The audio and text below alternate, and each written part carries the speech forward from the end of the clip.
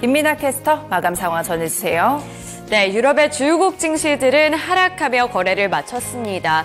CPI에 주목을 하면서 그 전거래에 반응하는 모습이 나타났는데요. 이번에는 CPI가 시장의 예상치를 상회하는 결과가 나오자 이렇게 유럽의 주요국 증시들 일제히 하락하며 거래를 마쳤습니다.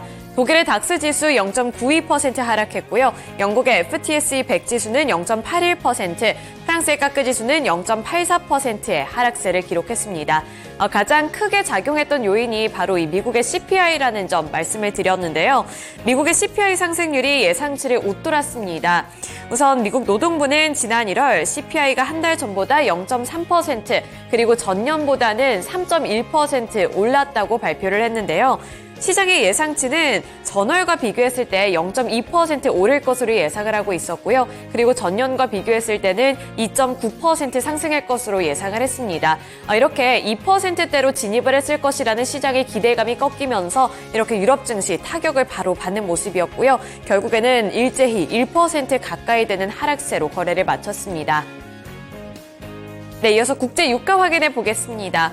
국제 유가는 중동 지역의 불안감이 지속이 됨에 따라 결국에는 상승하는 쪽으로 좀 고개를 돌린 모습이 나타났습니다. 빨간불을 켜낸 모습이었는데요. 중동 지역의 긴장감에 이렇게 소폭으로 오르는 모습을 나타내고 있는 겁니다. 전 이스라엘군이 팔레스타인 가자 지구 주민의 마지막 피난처인 이 최남단 도시 라파에 대한 공격을 강행했다라는 소식이 전해지면서 이렇게 불안감이 다시 한번 조성이 된 건데요. 이집트와 인접한 이 라파라는 곳은 국제사회가 이 가자 지구의 구호물자를 지원하는 주요 관문이자 이 전쟁을 피해서 남부로 내려온 이 팔레스타인들이 몰려있는 곳이라고 보시면 되겠습니다. 이렇게 이 부분을 공격했다라는 소식이 전해지면서 중동 지역의 리스크는 나날이 갈수록 더 한번 이렇게 고조가 되고 있는 모습이고요. 따라서 국제유가 1% 가까이 되는 오름세를 기록하고 있습니다. 77.54달러를 기록하고 있습니다. 네, 이어서 금 가격 확인해 보겠습니다. 금 가격은 약세 흐름을 기록하면서 1% 넘게 빠지고 있고요. 1.35% 하락한 2,005달러 선을 터치하고 있습니다. 이제 어느덧 2,000달러 선 초반 부근에 간당간당하게 걸쳐 있는 모습이고요. 낙폭을 깊게 키워나가는 모습이 나타나고 있다는 점 확인해 보셔야겠습니다. 우선은 이 CPI가 발표가 됐는데 시장의 예상치를 웃돌았다는 점 체크를 해보셔야 될 것 같고요. 그리고 국채 금리가 급등한 가운데 달러까지 강세를 지속함에 따라 이렇게 금 가격은 1% 넘는 약세를 기록했다는 점 체크해 보셔야겠습니다. 네, 이렇게 원자재 가격과 함께 유럽 증시 마감 상황 들어봤는데요. 이어서 미국 증시 마감 상황은 SH인베스트먼트 김선영 연구원 통해서 들어보도록 하겠습니다.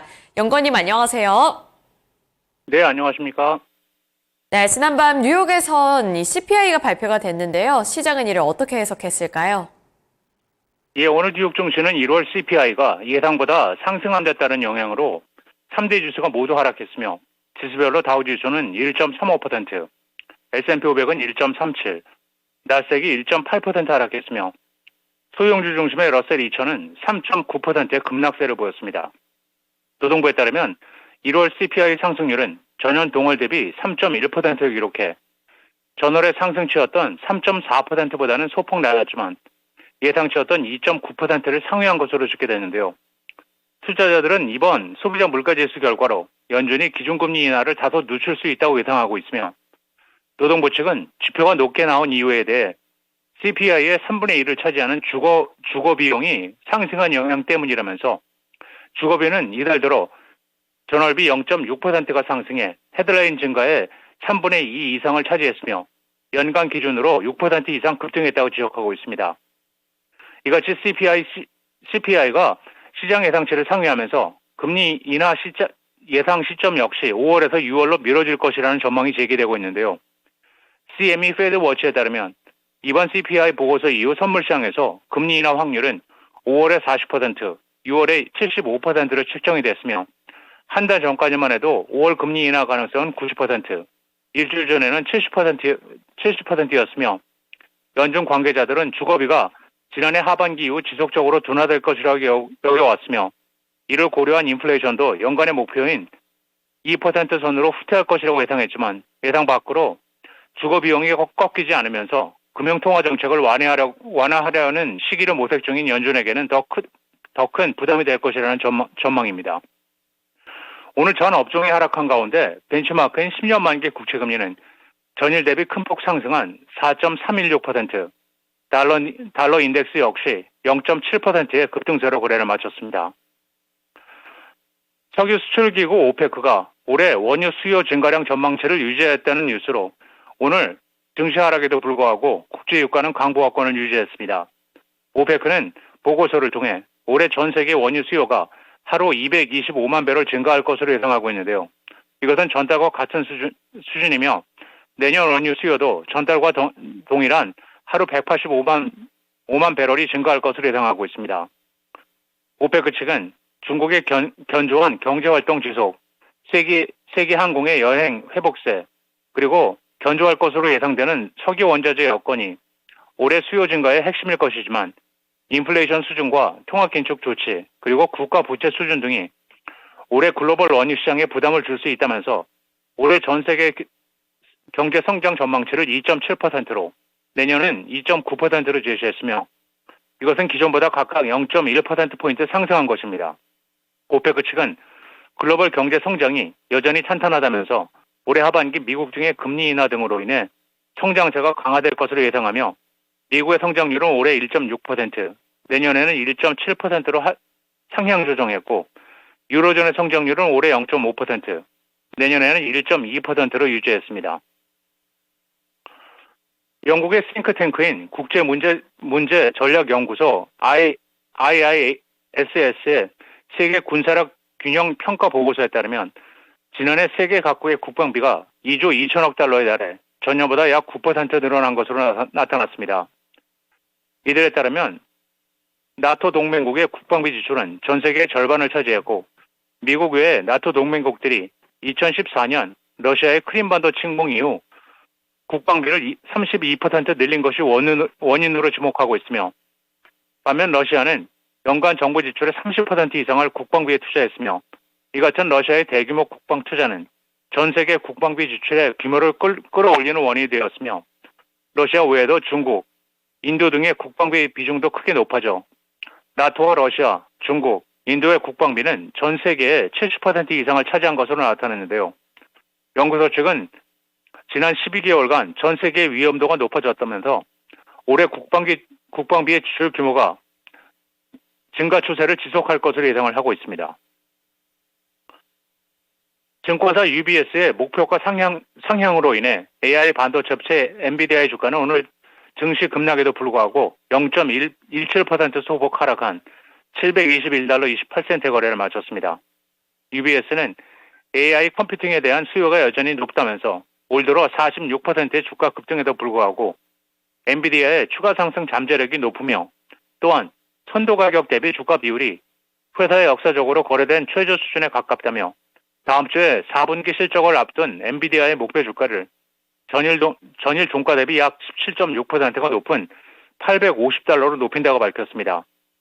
UBS는 또한 고객 업체들에 대한 파악 결과 엔비디아의 리드 타임이 지난 몇 달간 3, 4개월로 상당히 늘었다는 사실이 확인됐다며 이것은 AI 컴퓨팅에 대한 수요가 매우 강하다는 것을 보여주는 것이며 회사의 상승 잠재력을 가리킨다면서 이에 따라 단기적으로 데이터 센터 출하량과 매출이 기존 예상치보다 약 25억 달러에서 35억 달러 사이로 증가할 것이라고 예상하고 있습니다. 마지막으로 내일은 전미모기지은행협회 주간 모기지 신청 건수, 에너지청의 주간 원유 재고량이 발표되고 다우지수의 구성 종목인 시스코 시스템스를 시작으로 크래프트 하인스, 투일로 잉크, 타워 세미컨덕터, 글로벌 페이먼스, 트립 어드바이저, CF 인더스트리, 제너럴 콜딩스, 옥시덴탈 페트롤리움, 파라마운트 그룹, 라이더 시스템, 알버말 코프, 선코 에너지, 윈드엠 호텔스, 루이지애나 퍼시픽, CME 그룹, 퀀텀 스케이프, 오닝스 코행, 그리고 아치 캐피탈 그룹이 지난 분기 실적을 발표합니다. 네, 이렇게 미국 증시도 CPI의 영향을 피해갈 수 없었다는 점까지 함께 알아봤습니다. 오늘 말씀 고맙습니다. 예, 감사합니다.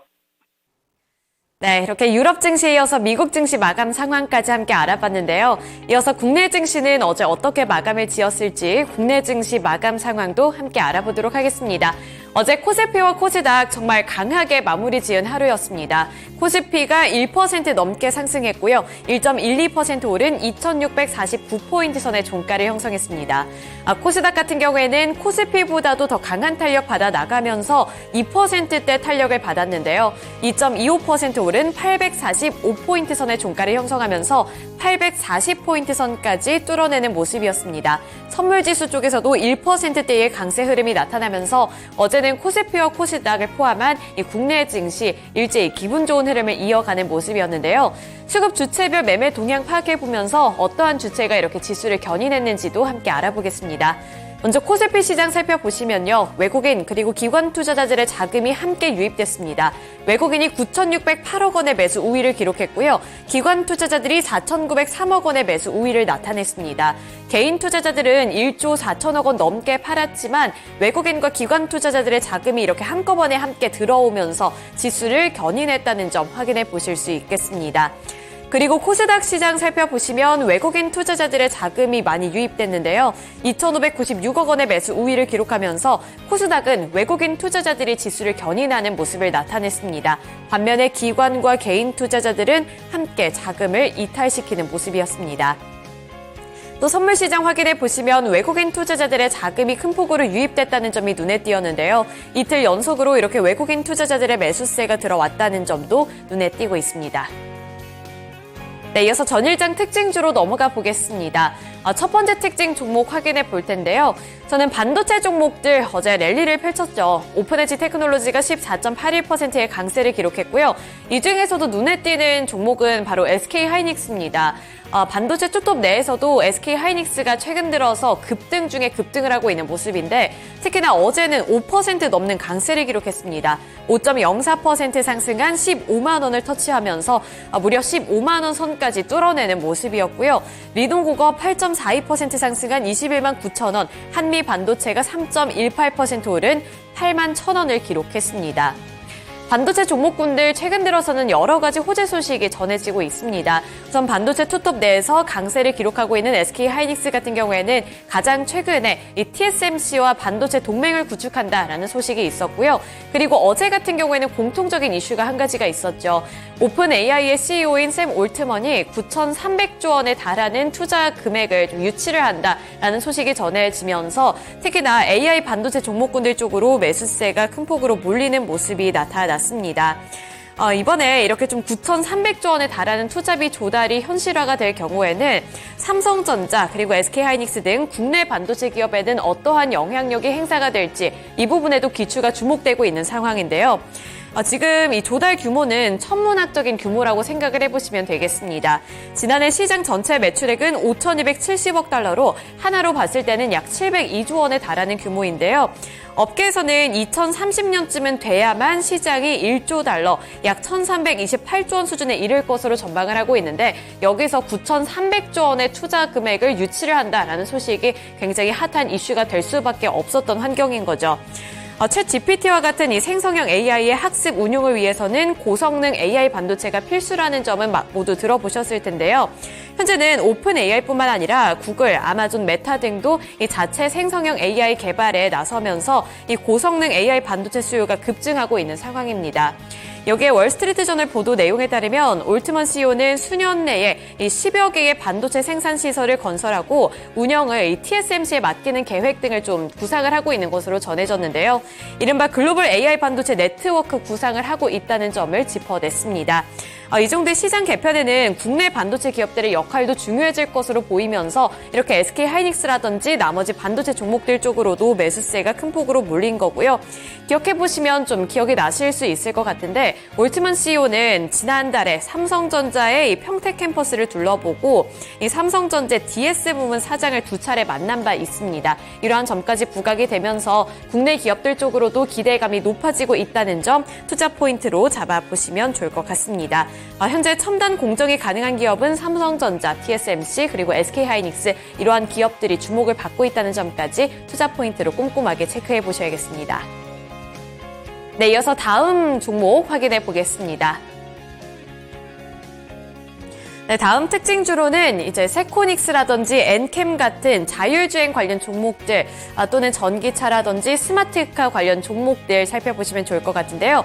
전 세코닉스가 7.89% 상승한 7,930원을 기록했습니다. 엔캠은 29.85%로 상한가를 기록한 모습인데요.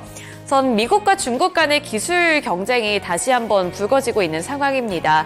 미국 정부가 중국산 스마트카의 수입 제한을 검토한다라는 소식이 전해지면서 국내에서 이 스마트카 부품 관련 종목이라든지 이 관련 종목들 쪽으로 투자자들의 관심도가 높아지는 분위기였는데요. 조 바이든 미국 행정부는 전기차 등 이 중국산 스마트카 차량 및 관련 부품에 대한 수입 제한을 검토하고 나섰습니다. 이 검토 배경에는 스마트카가 수집하고 있는 방대한 양의 데이터, 이에 대한 우려감으로 보이고 있는데요. 이 데이터 안보에 따른 결정으로 실현 가능성이 크다는 것이 지금 지배적인 입장입니다. 미국 행정부는 중국 자동차 업체들이 멕시코 등 제3국을 거쳐서 미국 시장에 진입하는 것을 막기 위해 이 완성차의 최종 조립 지역과 상관없이 중국산 전기차와 관련 부품에 이러한 조치를 적용할 것으로 예정이 되어 있는데요. 따라서 세코닉스가 관련 종목으로 함께 부각을 받았습니다. 이 스마트카 관련 종목으로 꼽히고 있는데 현재 이 세코닉스 같은 경우에는 광학 렌즈 사업을 시작으로 이 모바일 렌즈 사업까지 영위를 하고 있기 때문에 부품 관련 종목으로 함께 꼽히고 있습니다. 그리고 최근에는 이 소프트웨어 기업인 엔비디아와 함께 자율주행 카메라를 개발하는 등 이러한 여러 가지 사업을 지금 영위를 하고 있기 때문에 관련 종목으로 함께 엮어볼 수 있다는 점 체크해 보시면 좋을 것 같습니다. 그리고 엔캠 같은 경우에는 최근 들어 2차 전지 종목들 내에서도 홀로 질주하고 있는 모습을 나타내고 있는데 어제 같은 경우에도 29.85%로 상한가를 기록했다는 점도 확인해 보시면 도움되겠습니다. 네, 이렇게 전일장 특징 종목들까지 함께 알아봤고요. 지금까지 글로벌 증시 마감 시황이었습니다.